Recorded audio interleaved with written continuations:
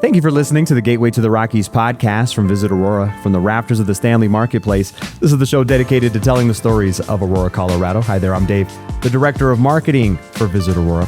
Today we're honoring history and looking toward the future as we explore Aurora's new Korean War Veterans Memorial at Generals Park. It's opening on July 27th, the anniversary of the Korean War armistice.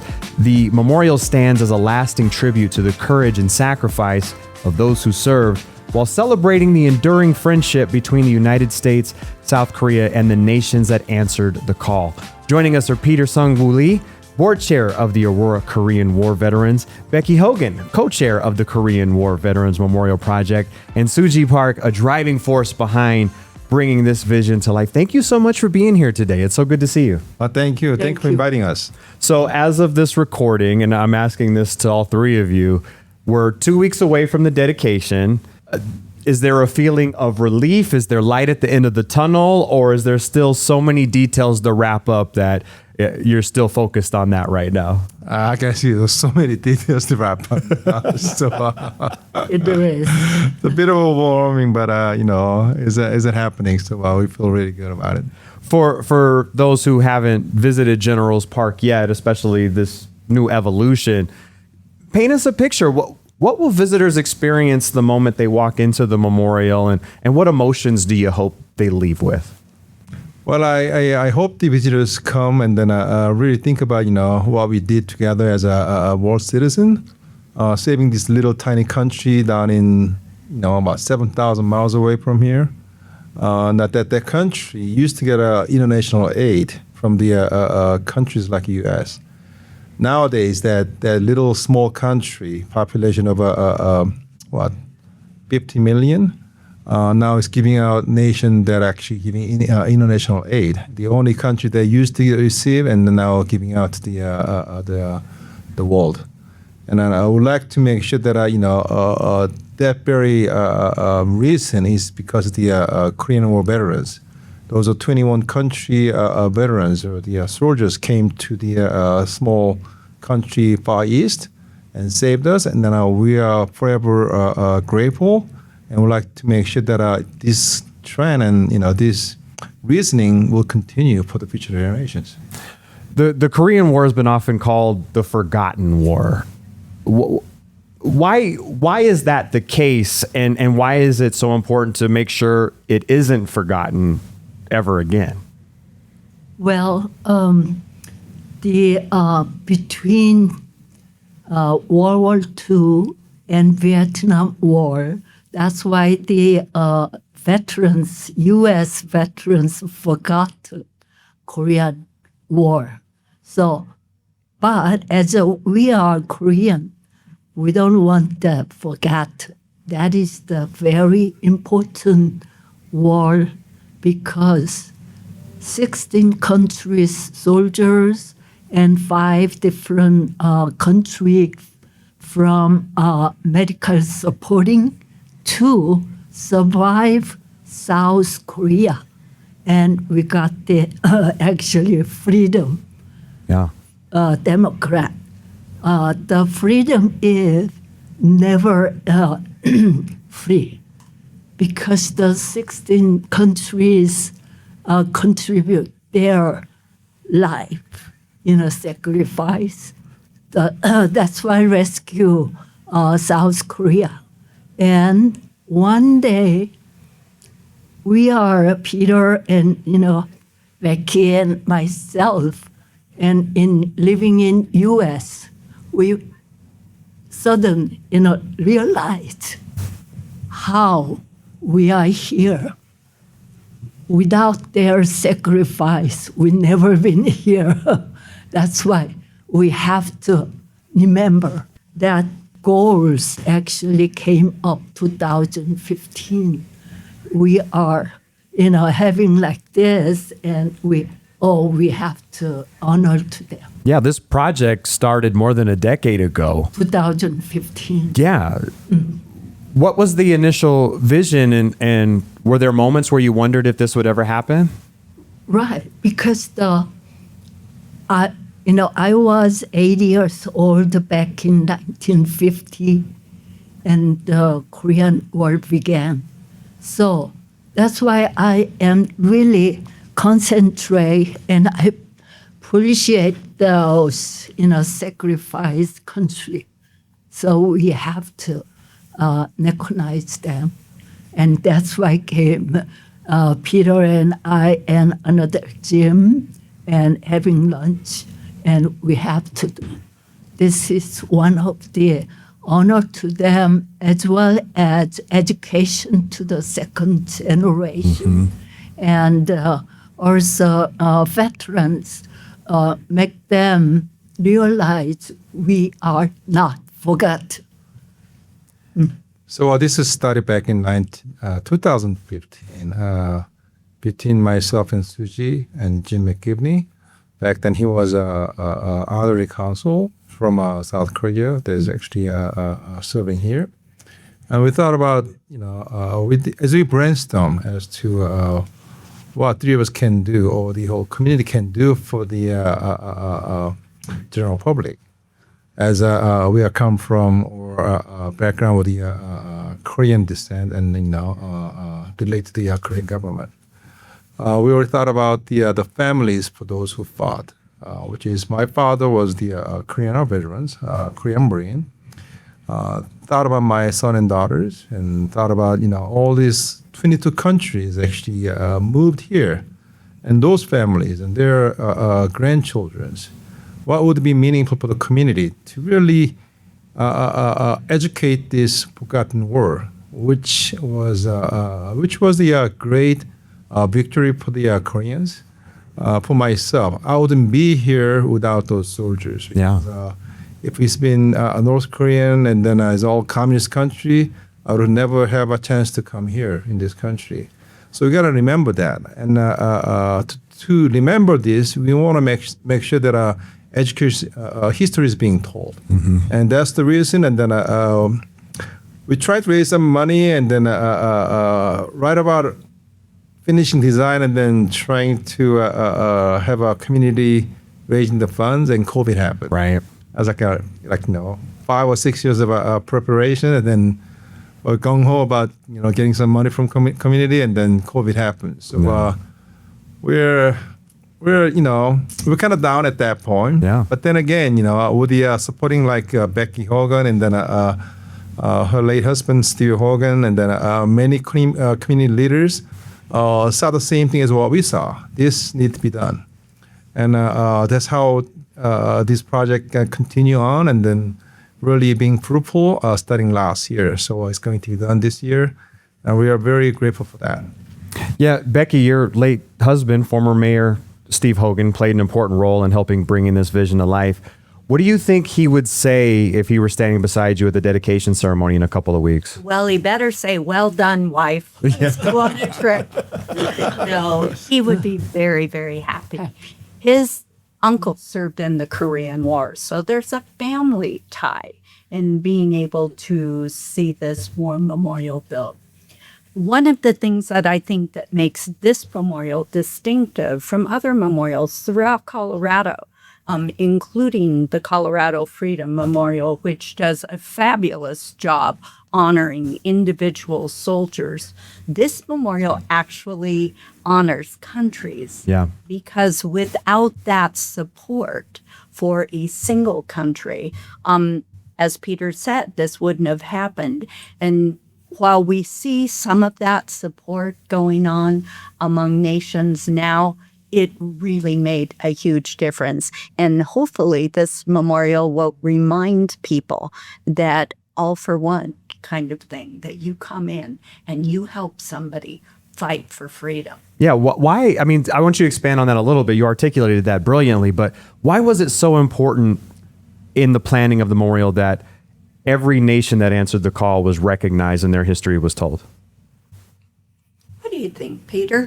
Well, to me, I have a lot of friends. As I'm living here the last 30 years as an immigrant, I happen to meet a lot of immigrants. My friends from Ethiopia, friends from Philippines, Thailand, Canada, Great Britain.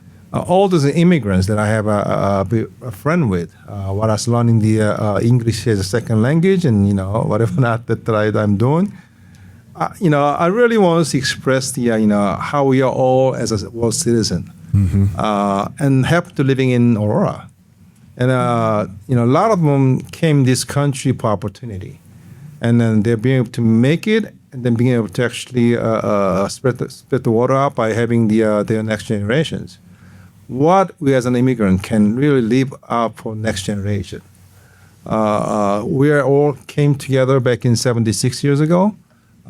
Just like my father, who was Korean Marine.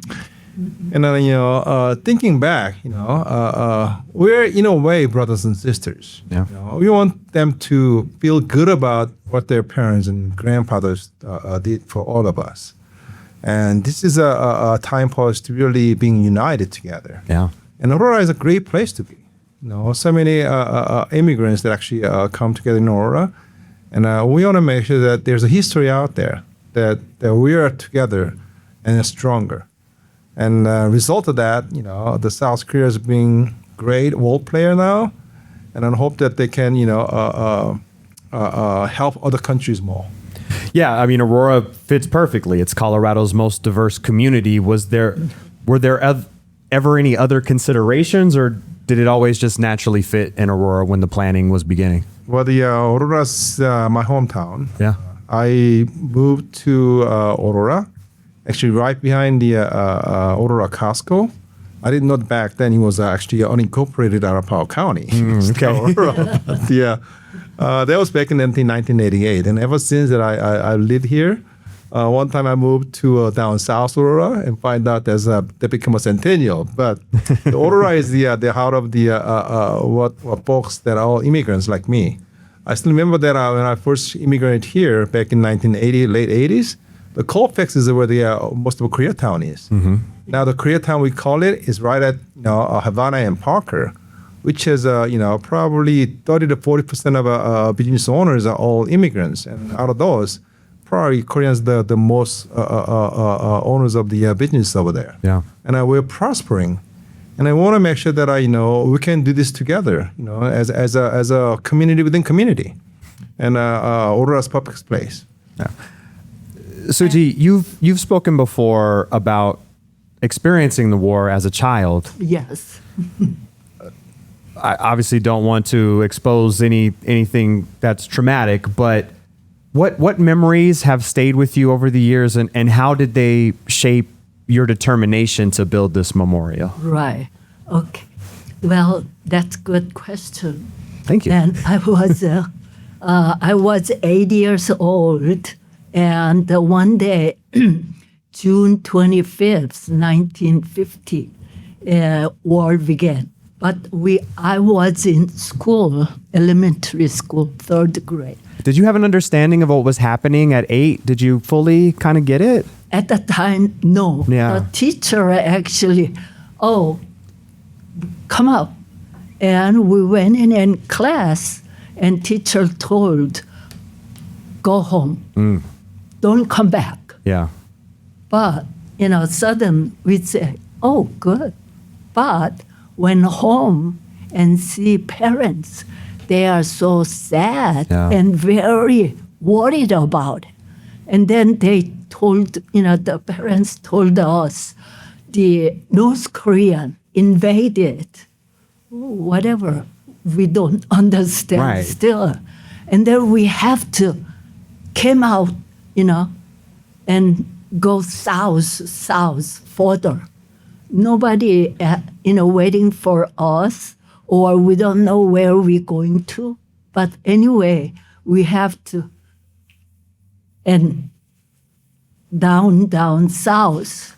And at the time, I'm still fresh memory.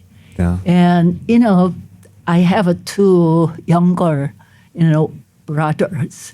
I was 8 and 6 and, 3. So, but we didn't have any going where, what to do. And just that, and on the way, I saw one of the, soldier dead body on the ditch. And so, oh my goodness, is that the war is the people dying. Yeah. Yeah, that's surprise. And then bombing dropped. Then we just looking for a hidden place anywhere. But there's actually no hide there. And there's no food, no nothing, water, like you see, now this day, Ukraine and God. Yeah. You go from Yeah. what is your normal life, and that's completely taken away. Walk, yeah, nothing. We don't have anything. Yeah. No food, no waters, but have to go somewhere, and that further and further. And there's no school opening, even anywhere. Yeah. Yeah, that is the still kind of one side is damaged, but after those, we have to have those very unusual situation, and then in the daytime is okay, but the evening time, night, Yeah. and the communists coming down to the village and asking food, everywhere. And so that's why the parents said, we have to hide anywhere in the house. Yeah. Yeah, that's that kind of a situation, many years. And back to Seoul and open up the school.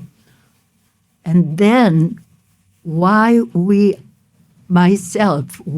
have to recognize their sacrifice, because otherwise I never been in U.S. here. Yeah. And one day I suddenly, that their appreciation, how are we going to recognize them? That's why we came up this idea. Was there a moment where you knew you were going to be okay? When did you finally feel safe? Well, that is, I think, years later. Yeah. Still, we went down somewhere. Mm-hmm. We can't go back to our house Yeah. because all destroyed, and there's nothing. Yeah. Even if we coming back. So we are way down south somewhere, and one of the vacant house. So we stay there. Not only we, everyone together, share the space, that situation. How did that experience kind of fuel your purpose for your life? Well, the purpose life is, fear, and it's even if back to same place, but it's nothing there. And we don't have still nothing to eat, even years later. Yeah. Yeah. Even when the war was over, you were still You're- fighting for survival. Yeah. Yeah. So, but myself, also our parents want child have educate. Yeah. So also I like to go back to school. Yeah. Even just one day, we have a one-day meal. Wow. Even 5 years later, one-day meal, and then go to middle school. Still have to. It is I think bring back is way later and survive. Becky, you described this as more than a memorial. You've called it a place of healing. It is. And you hear Suegie, and thank you for sharing, I know is just a glimpse of your story. What does healing look like in a public space like this for you, Becky? It looks like remembering, appreciation, comfort, camaraderie. Looking at it's multi-generational to me. Our hope with this is that we will have young people actually research the Korean War, that they will make an effort to learn about people that may look like them but they don't have the history of how they got there Yeah. or what it took to get there. The memorial includes educational storyboards and traditional Korean garden elements, and also Colorado elements. Why was it important to create something that teaches history along with displaying the monuments? But there's some of the story on the board. We're talking 20 years old, 18 years old soldiers. Yeah. I mean, these days, 18 or 20 years old, no. I mean, what are they really, looking for? Playing games or, Yeah. This is a place that I can really think about their parent generation, grandparent generation.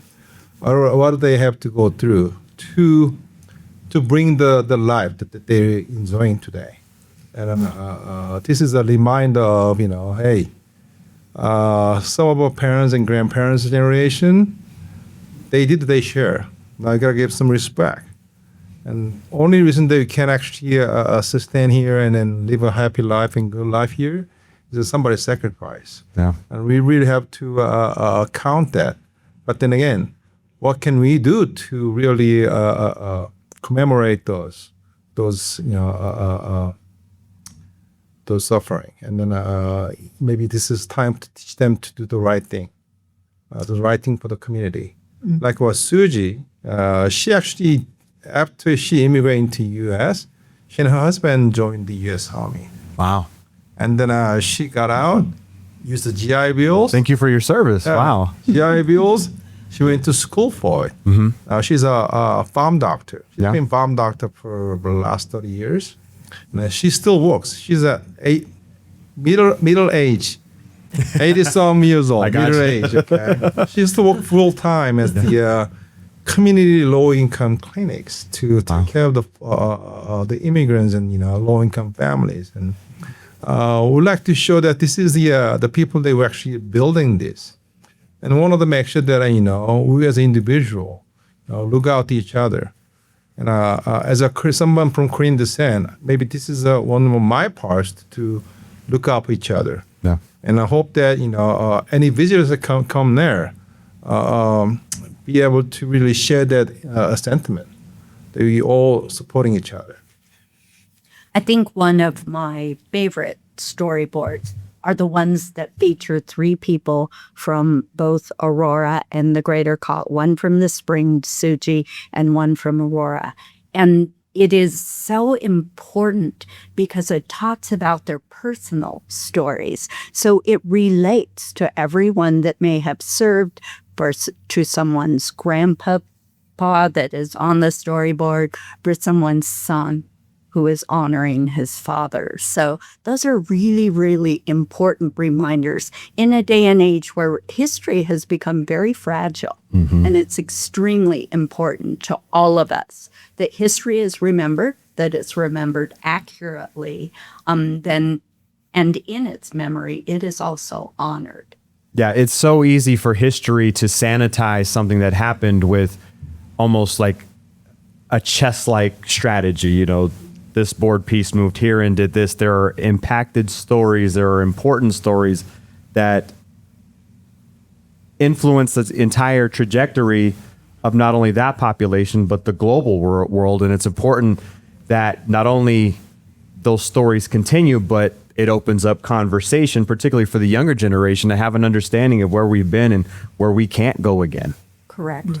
And I think for many of the Korean War veterans, that was something that was no longer shared or talked about. They didn't have some of the avenues that soldiers do today in terms of healing, counseling, some of the other things that can help people move through the process. That process just ceased with them. And it was a point of hurt. And many of the children of those who served say, that's something my father never talked about. I just didn't know the stories. Yeah. The memorial sits near the University of Colorado Anschutz Medical Campus, Children's Hospital Colorado, the Rocky Mountain VA Medical Center. Is the location serendipitous or very intentional? I think both. Yeah. The city of Aurora was gracious enough to provide the land, and by that, let's be specific. It says designated parkland Yeah. by the city of Aurora, but they've allowed us to use this at no cost to us. So it was convenient. It was actually perfect. Yeah. It's close to VA housing. It's an accessible park, and it's a park that needed some revitalizing. And I think that we are proud to hear that as the Korean War Memorial builds out, that they're looking to reinvest in General's Park, that they're going to make this an active park. But there are also park people that are in need that meet around that area. And sometimes it gives you something else to think about besides your condition at present. Peter, you talked about this a little bit. Projects like this have obstacles. Unfortunately, a global pandemic is something that you can't really prepare for, but I imagine there's fundraising to account for construction delays, inflation, simply keeping momentum and enthusiasm about a project going. How did you, and Becky and Suegie, you can talk to this as well, how did you maintain resolve and hope and just knowing that this would come to fruition? I am young, and I was young, so I was sure that it's gonna happen. Most of my board members are late 70s and 80s, and I kept telling them, "Hey, you gotta live another 20 years. You know, Yeah. Right. it's finished, it's not finished. You have Or to Suji's got another maintain. 80. Yeah. You gotta maintain." But this is a challenge. But I think we have a right player. Yeah. People there with the right mindset. Kudos for the Mayor Hogan. Got them secure that land, that Right. site, very site. Yeah. It's because the Steve Hogan, the mayor, who actually designate that space and then got approval from the city council before he passing. And then Becky Hogan take the baton from the Mayor Hogan and make sure this is going to happen. And that's when we find the solution. Adams County has open space grant.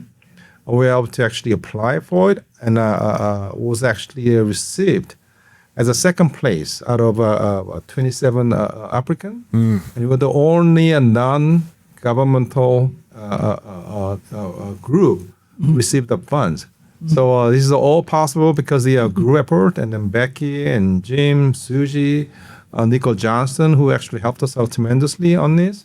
So I believe this is going to happen. I just didn't believe when exactly, or didn't know exactly when.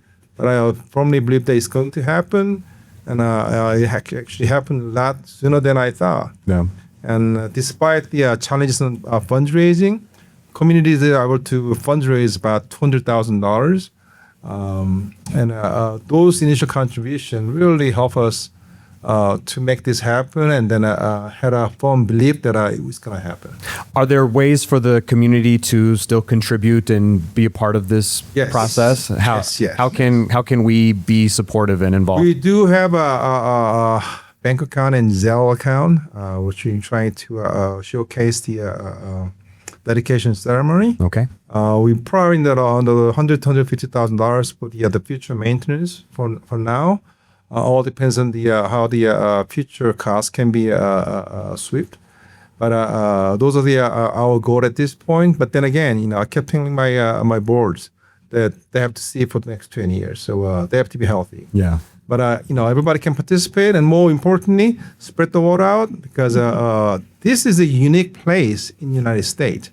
There may be only Korean War memorial that contained 22 memorials for each country.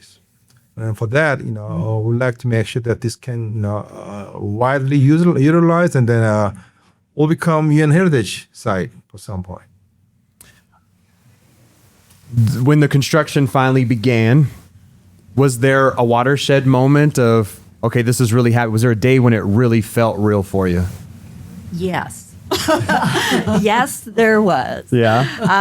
We did a ground planting on probably the coldest day of the entire year. Okay. It was sheet flowing rain on September 23rd, but we actually fenced the area and began construction on Veterans Day, November 11th. And since you have been here in Colorado for that period of time, that was 2025, November 11th, we have had one of the warmest winters ever. Yep. So as far as weather, we were not really challenged. It was great weather, and we were able to move fairly quickly. You know, for a memorial, people spend years building them. We actually pretty much are wrapping everything in 7 months. So people were really pleased to see that it was a real thing. And when people find things that are real and meaningful, they are willing to contribute, as opposed to this as a dream or a vision for the future. We were blessed with a great construction crew, and they have put in time and effort and hard work. The construction supervisor, actually, his grandfather served in the Korean War. So it was very personal to him. But we are able to get fencing up. And again, once we receive the storyboards, we will put those up and hopefully be able to take down the fence the third week of the month and open it up to the public on the 27th.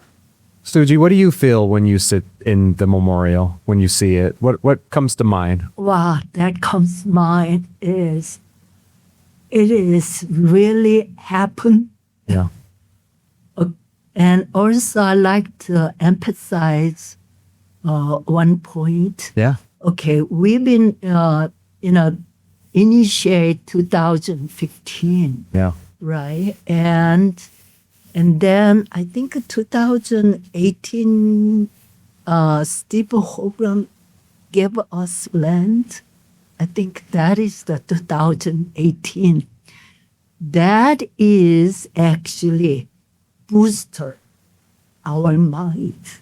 And this is the most important things given us as a gift. And otherwise, that's why we have a land here. We just need the money. And people, the land there, then why not have a question? We trust you. That is the very, very important and booster encourage to us keep doing. And then in 2020, and comes pandemic, right? So we have really challenged that, raising money. However, we have still land there. So we keep on working on, and 2015, right? 2025, and certain help us from the Adams County. And it is, every point have everything in one. Because we already have a land in Adams County and Aurora City. That's why everything perfect in 1 year and finish up. If you could speak directly to every Korean War veteran or to the families who didn't make it home, what would you want to say to them? This is a story that I firmly believe. Porter asked one of the U.S. Marine soldier and asking, today is the Christmas Eve. What would you like for the Christmas gift? And his answer was, give me tomorrow. Wow. Like everybody that actually who thought and went there, I want that give me tomorrow. Tomorrow is going to be remembered for that. It's okay. They're not forget. They're the one that gave us the tomorrow, gave us today. It's our turn. It's our responsibility to give our next generation for tomorrow. And that's what I remember. That's what I want to say. And thank you from bottom of my heart. And again, I won't be standing or even doing this podcast without them.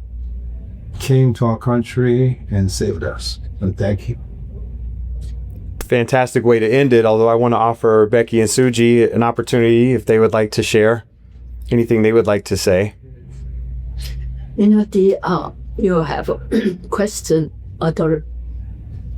when we're sitting in there or visitors came to there and sit, and it may veterans family or relatives family sitting there, I think they think about the proud of them who son or niece or nephews and sitting in there because they make them feel comfortable and bring them maybe memories, hopefully. Yeah. And for me, I think it's never too late to say thank you. And that you should always remember. Absolutely. Peter, Becky, Suegie, thank you for being here. Thank you for all your hard work to ensure this important memorial is built and the stories are preserved. July 27th it opens. I've got a sneak peek. I got to say it is powerful. It's breathtaking and it's not even finished yet. So I can't wait to see the final product. 1561 Clinton Street inside Generals Park at the University of Colorado's Anschutz Medical Campus. Please go out and experience the Korean War Veterans Memorial. Yes, sir, Peter. I want to make sure that when you come to the Generals Park, please to visit the Koreatown too. Absolutely. I call it the Park in Havana Street. There's all the Korean businesses out there. You can probably find some BTS fans over there. But that's the next episode. We're going to talk about all the great food and all the great businesses. Yeah. We're going to have you back if you're willing. Well, yeah. Well, and I think with the emphasis, we were talking about this today because we are sending 6 students and 2 chaperones this Thursday on a student exchange to Songnam City, Korea. How But cool. we were talking about with the wave of interest right now, Yeah. the Korean community, K-pop, Korean skin products. Yes. Now that you even can get a Costco. Nice. But all of this focus on Koreans, it's the perfect time to introduce them to the history. And basically, we are free. It is free to us because of the sacrifices that these folks have made. Right. I look forward to our future conversations. Thank you. Thank you for being here today. It's been a joy. Thank you. Thank you for the invitation. Yeah. Visit Aurora is the official destination marketing organization for the city of Aurora, Colorado, and acts as the primary liaison between meeting planners and hotel partners. As Aurora's Convention and Visitors Bureau, Visit Aurora's mission is grounded in showcasing Aurora as a premier destination for meetings, business, and leisure travel. Visit Aurora represents more than 60 hotel properties with 11,500 guest rooms and more than 1 million square feet of meeting space, including Colorado's largest and newest resort, Gaylord Rockies Resort and Convention Center. As Colorado's third largest city, Aurora is located minutes away from Denver International Airport and showcases mountain views, memorable meeting spaces, and 400 plus international eateries that offer a unique experience for each and every visitor.